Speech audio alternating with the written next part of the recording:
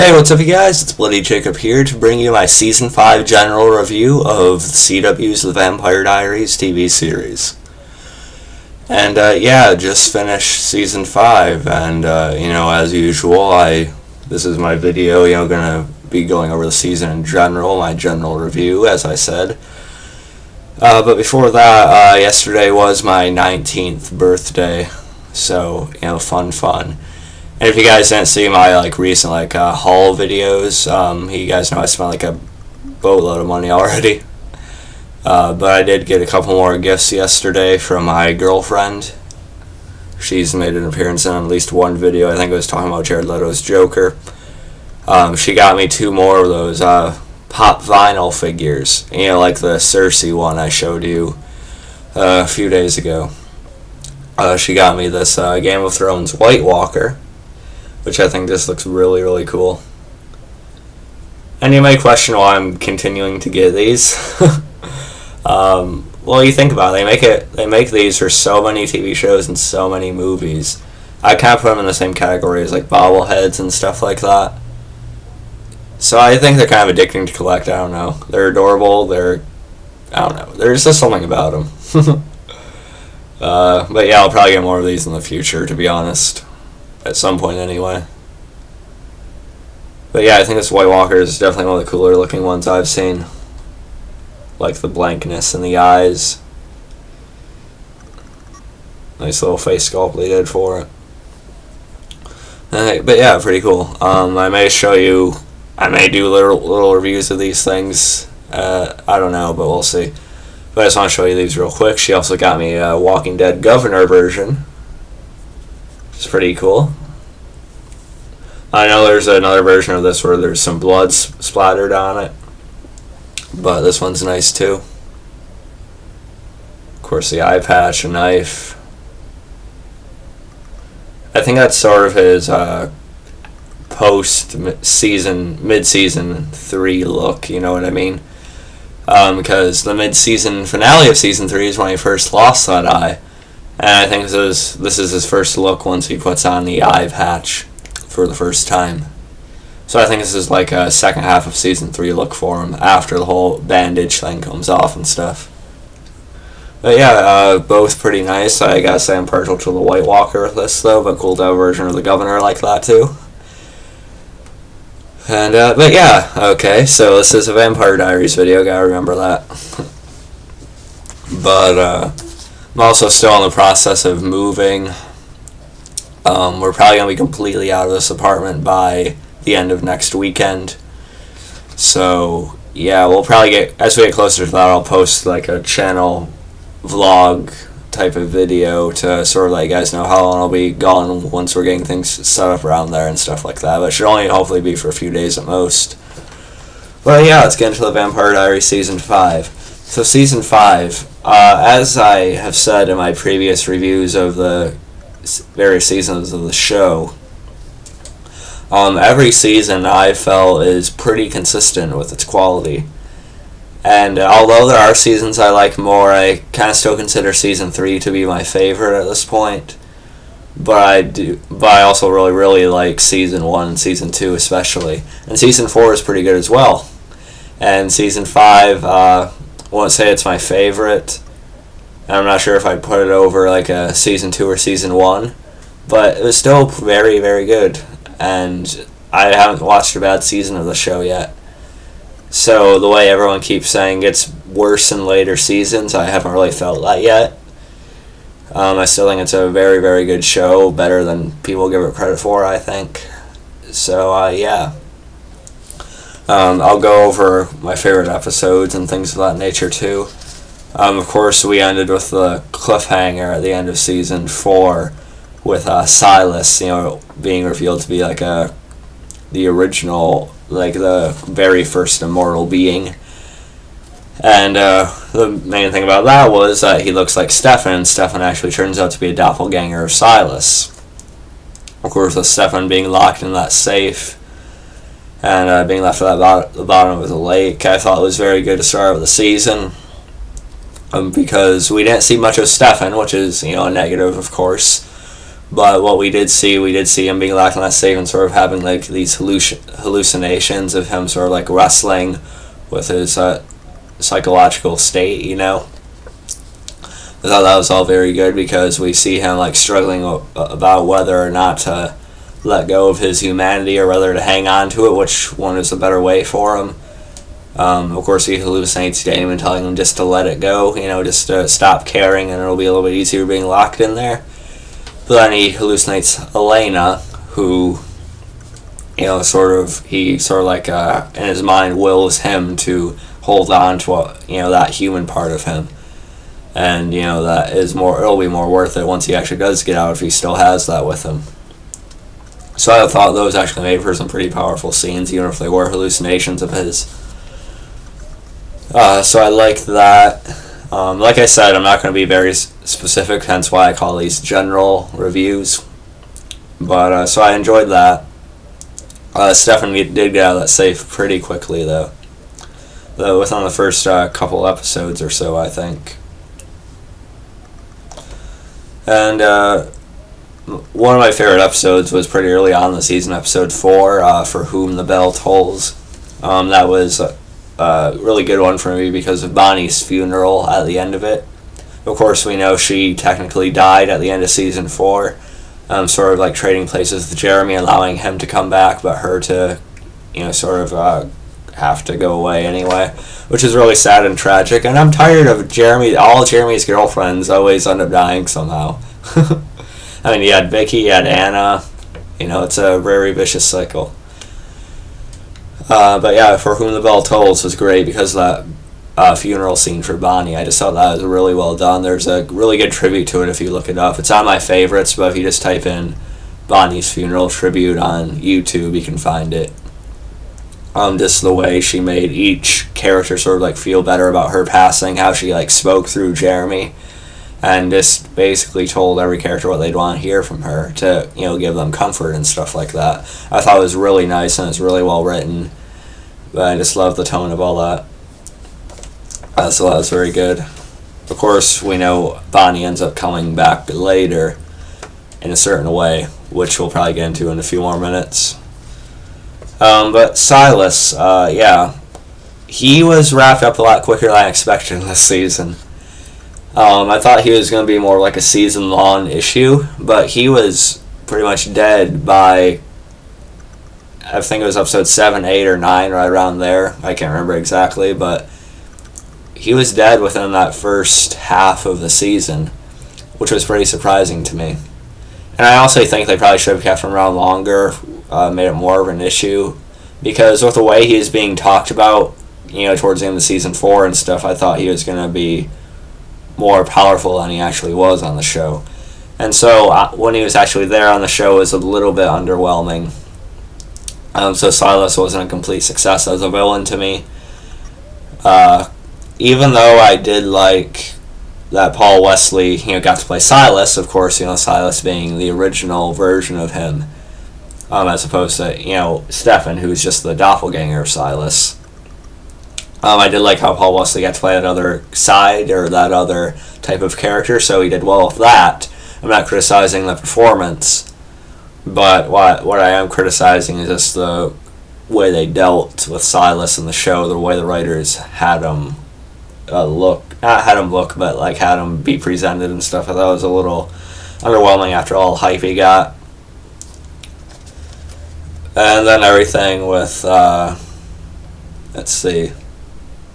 Tessa, of course, the witch who had it out for Silas because, he chose Amara back when they were alive and stuff like that, and how Silas, all he wanted was to die, to be reunited with her, and that all turned to complete shit. And yeah, but if you guys seen the season, you know what I'm talking about.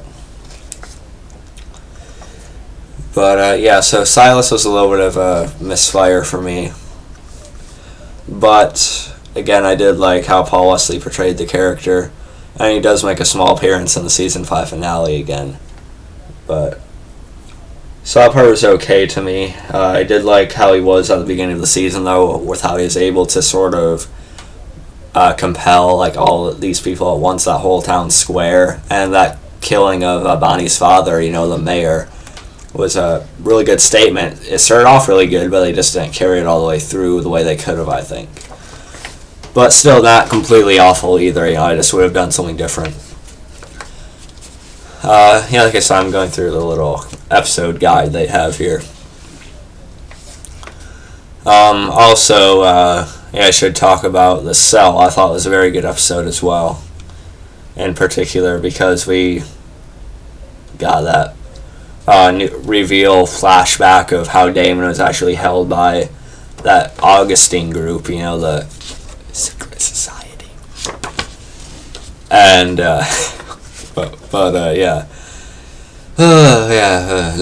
my mind's kind of jumbled right now. I just have a lot on my mind, so it was kind of difficult for me to start this review. But I did like The Cell because, we got the reveal of Damon actually having a friend at one point, and how no one actually knew that he was held by the Augustine group, by the Whitmores.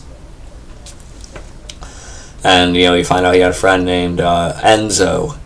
And I like the flashbacks with that because, I really like how the conversations were written.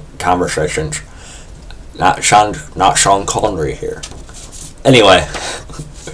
But I really like how the conversations were written. Thought those were pretty well done.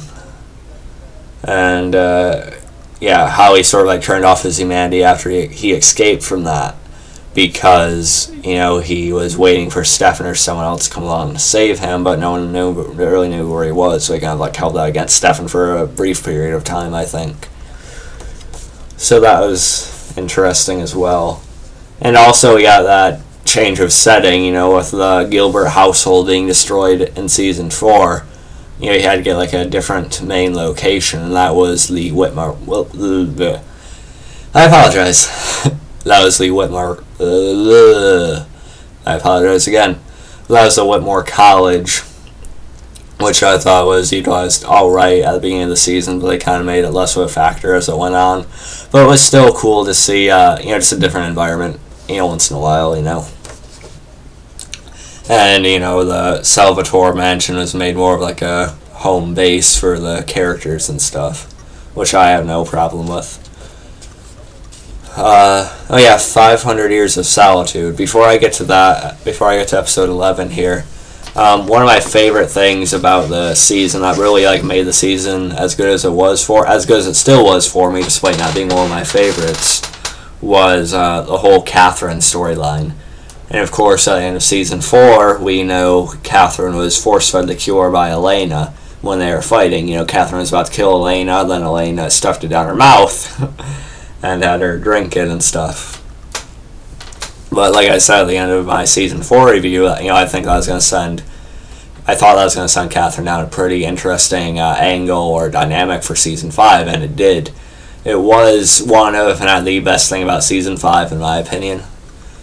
And, it was just really fun to see Katherine struggle with being a human, you know what I mean? Just seeing her, her chipped nails and stuff like that, and, just getting all dirty, not being able to move as fast, not having as much strength, with her vampire strength being gone, of course. I just thought that was kind of fun to see her deal with. But we also got some very great development from that character. And Nina Dobrev just does such a great job of playing both Elena and Katherine. I really still commend her for that every time. And we find out she has a daughter named Nadia. We knew she had a daughter at one point that was taken from her. But we see Nadia is actually still alive, and she's a vampire. And, of course, she's fiddling on with Matt and Rebecca and things of that nature and stuff, too. And we find out that Katherine is human, and she was having this negative effect of basically her years she skipped being a vampire. Those years of human life she skipped are finally catching up to her now that she is a human again. She's aging really fast and things like that. Her hair is starting to go white. And that turned down an interesting angle with Nadia. And that led to some very emotional, heavy stuff for the season. And we actually thought at one point it was actually really cool because Katherine was being redeemed at a certain point of this season, as a character. She was actually starting to come around and trying to do some good things. like how she helped out Matt and a couple others against Silas. I remember the shot where she used the shotgun, which was really badass. And she is the freaking Moonstone. Everyone wants her. Her blood was special for a time on the show too. And 500 Years of Solitude was great because we see her. She had been trying to get closer to Stefan again, especially with her, slowly dying and stuff like that. She wanted to have Stefan again.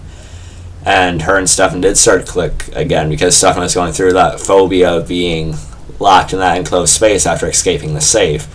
And Katherine actually ended up being the one to bring him out of that fear, which I thought was really, really nice of her, obviously.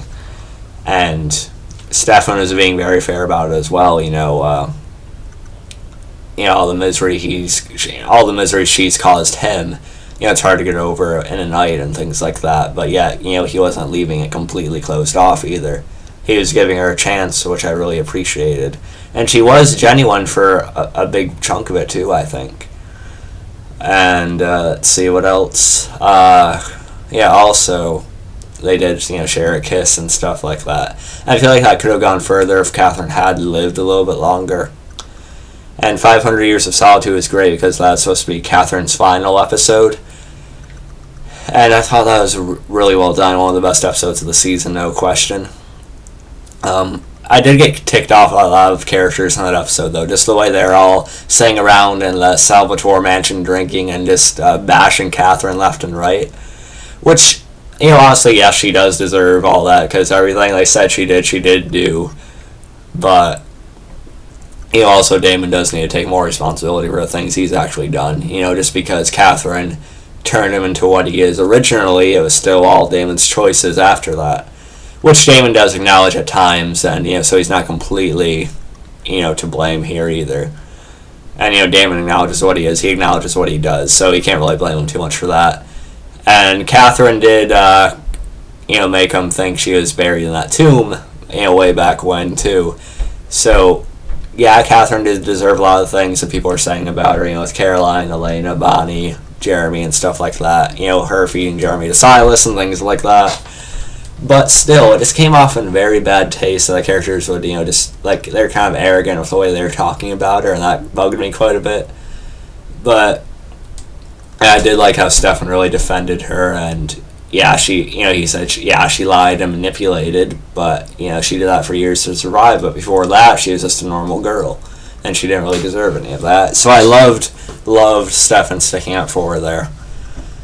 And, he gave her this great, great goodbye as she was slowly dying.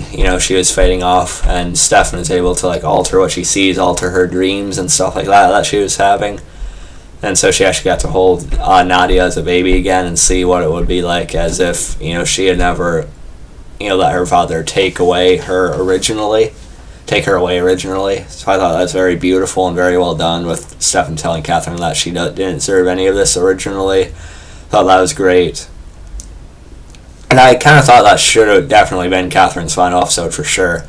But at the end, I thought it was great, Elena apologizing, or not really apologizing, but forgiving Katherine for the things she had done, giving her that peace. But of course, as part of the Nadia and the Traveler's plans, was to put Katherine's consciousness, put her mind into someone else. And she kind of takes over Elena for a few episodes after this until she is finally killed. And I kind of wish it just would have ended at 500 Years of Solitude. I just wish she would have died after she said goodbye to her daughter and things like that. And how much she cared for her. I really like how she described that in the episode too. But even though I wish it would have ended there, they did do it well once Elena was finally free of Katherine a few episodes later. It was kind of fun to see Katherine as Elena, and, trying to keep up with her life. I thought that was pretty funny. And also her, of course, trying to get close to Stefan again as Elena. That was pretty fun with the grease on the shirt and things like that. But of course, Stefan kind of resisting when he thought she was Elena, for Damon's sake, which I really respected him doing for his brother. And, Katherine's actual death a few episodes later.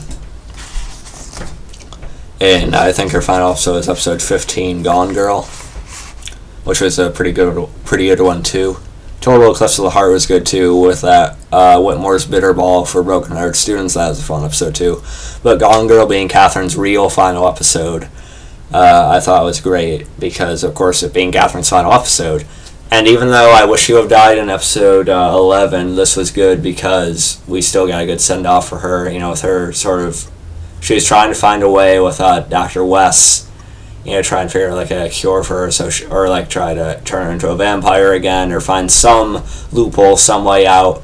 But of course, Nadia was taken, and unfortunately killed and stuff. And so Katherine wanted to say her goodbye to her, and it was really beautiful with the way Katherine, had Nadia see what would have been like the life Katherine said she deserved of them spending their years together, during her childhood and stuff, like as if they were at peace, as if they had that ideal mother-daughter relationship.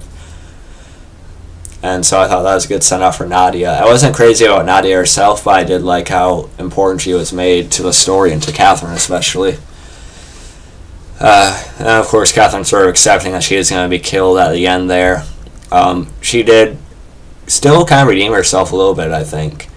And then she sort of pointed out to Damon Damon and Caroline even, how she actually brought out the strengths in each of them that wasn't there before they became vampires. And kind of actually, in a weird way, made it better and worse for them at the same time. So I thought that was good. And of course, Stefan being the one to actually kill Katherine for good, I thought was very fitting, yet tragic. But unfortunately, we see Katherine get sucked up into that hole as the other side is starting to come crashing down. And Katherine was one of the very first victims of that.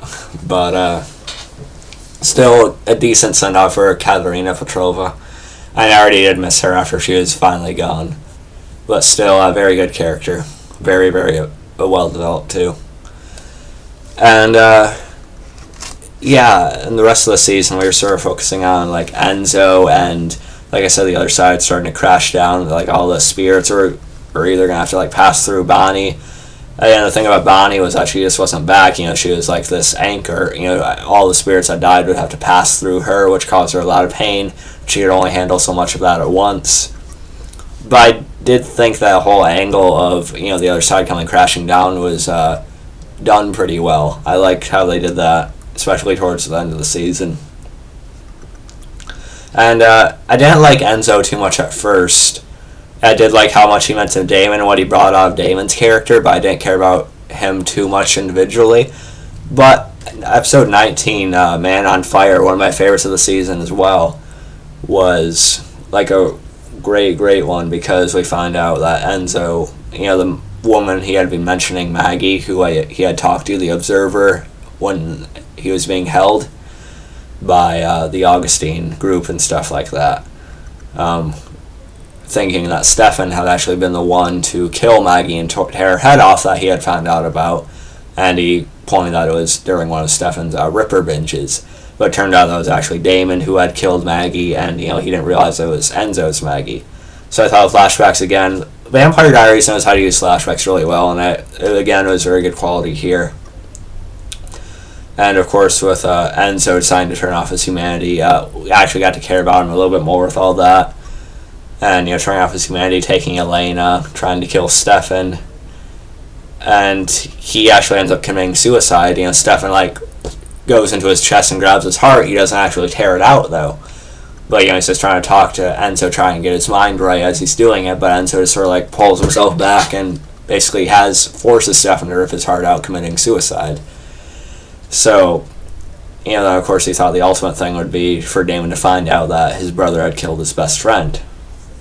And that was very awkward later on, but again, very impressed with Damon once he actually did find out, once he actually did realize something else was going on with Enzo, that he didn't actually just leave without any contact whatsoever. Props to Damon for actually being able to hold himself together for the most part, for Elena's sake. Damon's come a long way as a character, arguably more than anyone. So I thought that was all very good too. Let's see. And also another note about episode 11, 500 Years of Solitude. Other characters like Klaus and Rebecca had some cameos in that. And, Damon, almost dying, but of course he didn't because of Klaus showing up and such. But, yeah, it was the 100th episode. Now the Vampire Diaries is over like 130 by now. And yeah, I thought those cameos and it felt a little bit weird. Not that I didn't like seeing Klaus and Rebecca on the show again. Not that I didn't like seeing like Alaric or Lexi or whomever, but some of those I think they just do a little bit too often now. I sort of just wish when characters would die on the show they would like stay dead, and some of these do, but I'm not saying Klaus and Rebecca are dead, but characters like Alaric and Lexi and how often we see them reappear now, it's kind of taking away from the impact of their death if we see them all the time. So I kind of think they should hold back on that a little bit more often, but still it's fun to see them. And it did give a good payoff at the end of the season too, so I shouldn't bash it too much. And the season finale, Home, was a very, very good one. Quite the doozy, I should say. And of course, I think they did a brilliant job with the whole other side crashing down. We see another cameo from Cole, and how everyone on the other side would have been, dealing with that. And Marcos, the leader of the Travelers, I should talk about him a little bit. I thought he turned out to be a decent villain, probably just as good as Silas was. Maybe a little bit below Silas, I think, but he was good for like a few episode villain, I think. Not one of my favorites, not one of the best, but decent.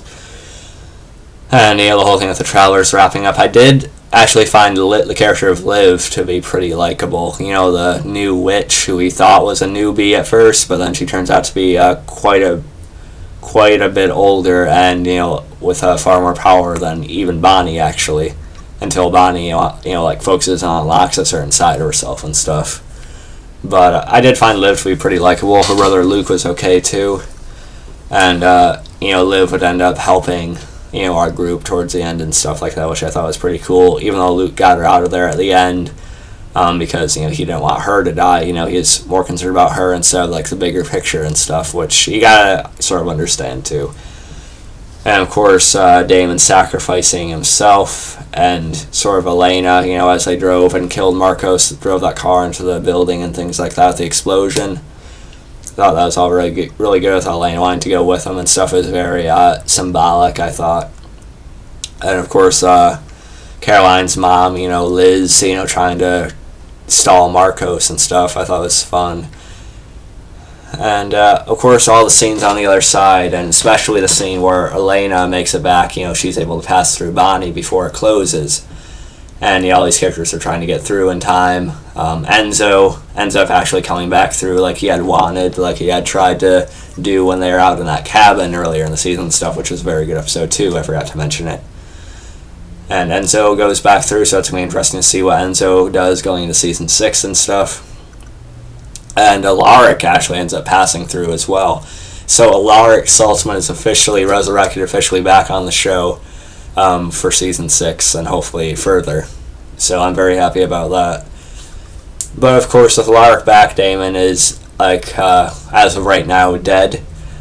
And Elena finding out that she had passed through but Damon hadn't, while trying to go back and help Liz and stuff like that. And I love the appearance from Lexi as well, because Stefan was temporarily dead as well after the member of the Travelers being in Tyler's body had torn his heart out, which is pretty shocking. I almost teared up to that, but I knew Stefan is in season 6, so I wasn't overly worried, but it was still pretty surprising. So Stefan makes it through to the other side. Him and Lexi are avoiding being sucked into that thing in the sky and stuff, which I've been taking people left and right. Silas makes a reappearance too. He sort of works with Bonnie, though of course Bonnie doesn't fully trust him, and he ends up getting sucked into that thing as well. And Lexi, I actually liked the concentration they gave her towards the end, which I thought was brilliant. Of course, obviously, I did want her to pass through, and be resurrected again, because I feel like the character should have been alive longer than she was on the show. Even though I love the flashback she's been in, like how she's appeared as a ghost and things like that over the series. Still would like to see her back as like a living character, you know what I mean? But I thought she was used really well in the finale. And I like how she was, why she was still around was because, she had unfinished business like anyone else, any other ghost who was still on the other side. And, of or any other supernatural being that was on the other side, that hadn't found peace because they still had unfinished business. And Lexi's was to actually help Stefan and Damon in this instance, which I thought was very fitting. She actually was the one to finally put an end to Marcos at the end, and throw him into that black hole. Phone is ringing.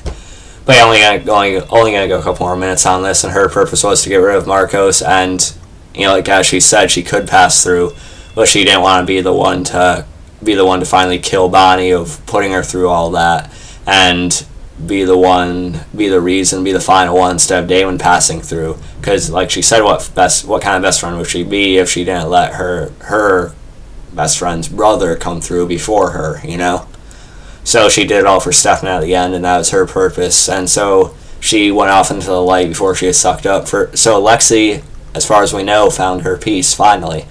And so she goes to a better place, which Stefan is kind of sad about, because knowing he'll probably never see her again, that's kind of sad. But you can still take comfort in the fact that Lexi did find that peace at the end, at least.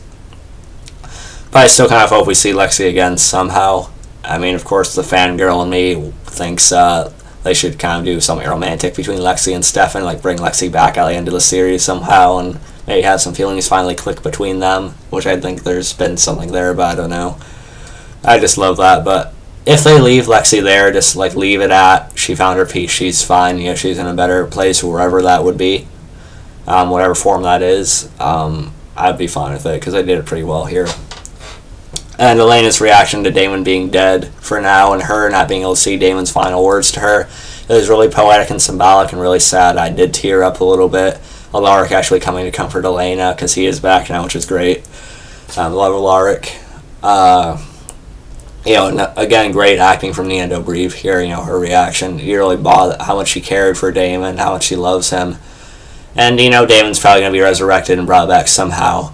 And of course, he'll take any chance he can to come back in season 6. We know that. I know that, even though it's already passed. People know what happens, but I don't exactly yet.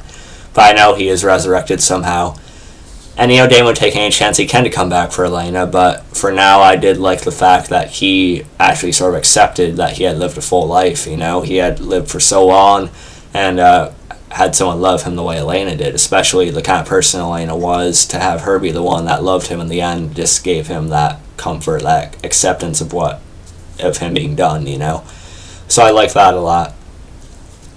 And I'm sure there's plenty of things I didn't talk about, so as usual, feel free to leave a comment if there's anything I neglected to mention, anything I forgot to mention, or something you just want to hear me elaborate on. Feel free to leave a comment. We'd love to discuss it with you guys. And that's pretty much all I have to say about the Vampire Diaries Season 5. Very good season, not my favorite, but still keeping up a good consistency with the show, as it always does, in my opinion. And now I somehow have to see Season 6 before Season 7 starts in October, in the fall. I know it's going to come on Netflix in around September, October. I know the DVD's coming out around that same time. I'm going to buy Season 6 on DVD no matter what, just to keep up my collection. But I do kind of want to see Season 6 in time for Season 7, so I can do an episode-by-episode review like I do for my other shows. I love to do that for the Vampire Diaries. But what I may have to do is wait for that DVD to come out, or wait for it to go on Netflix, and I'll have to do a very, very heavy binge-watching to catch up in time for Season 7. Or maybe I'll be able to be a little bit late, but see some of the episodes going into Season 7 on Hulu if I miss a few. But if anyone knows of any, site that doesn't require me to install or download anything sketchy, I don't know, let me know if I can see the full season somehow. But I'll see it eventually. I'll see Season 6 at some point, but it'll probably be quite a few months before you see a general review of that. But for now, last Vampire Diaries video for a little while anyway. But great season, can't wait to see Season 6. At some point I will be watching the original's first season at some point soon, within the next month or so. I'll probably be starting it. So you guys can look forward to a review of that at some point. And you may see some video reviews on these little guys, as I mentioned at the beginning, but we'll see about that. And I'll catch you guys next time for whatever I drop the governor. But I'll see you guys next time for whatever that video entails. And catch you guys next time. I repeat myself a lot. And peace.